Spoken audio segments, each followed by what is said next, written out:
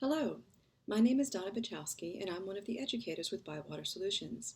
Today we are going to look at an exciting new feature in Koha 1905, the Mana Knowledge Base. We've already covered how to do the configuration of this. Now we're going to focus on the most exciting part of it, which is serials. So when you come into your serials module, you will see that there's a new link on the left-hand side here that's called Search on Mana. And what that will do is let you go straight into the Mana knowledge base and take a look and search for those periodicals there. That is one option. However, you can also do that same sort of thing as you're adding a new subscription. So we're going to go ahead and do that way. I'm just going to go ahead and click on New Subscription. You will need to go ahead and proceed like you normally do when you're adding a serial, which means you're going to have to link it to a bib record. I went ahead and linked my bib record for People Weekly, and then you're going to go ahead and fill in the traditional information that you need to put in. Here is all of your, if you're going to do a manual history, your call numbers, all of those same sorts of things are going to be filled out. I'm just going to go click on Next. We get that pop-up warning about the vendor, so we know that. And then you'll notice that Mana went ahead and did a search, and I have this new box here that said there was a subscription found on the Mana knowledge base, and I can go ahead and show those results. I'm going to click on that link, and it's going to go ahead and give me a pop-up to show me, hey, this is what was found. Here's the frequency, here's the numbering pattern, the last time it was updated, those sorts of things. I'm going to go ahead and click on Import at this point.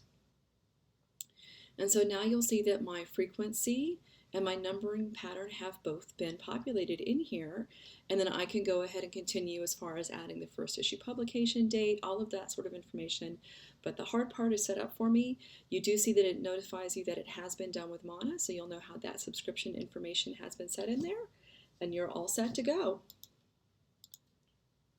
Now, if you do want to take a look and see what content is in Mana already, again, you do have this link here from your serials page where I can go ahead and search on Mana.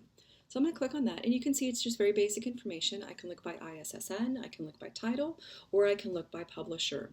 So I'm going to go ahead and type in just the example that we used before with people. I'm just going to type in people, and we'll go ahead and take a look at that. And you can see here again that same information that I saw earlier as far as all of that information. But perhaps I want to search by ISSN. There is one caveat with the ISSN is that you do need to go ahead and use the hyphen in that number. So if I type in 0027-9358 and search,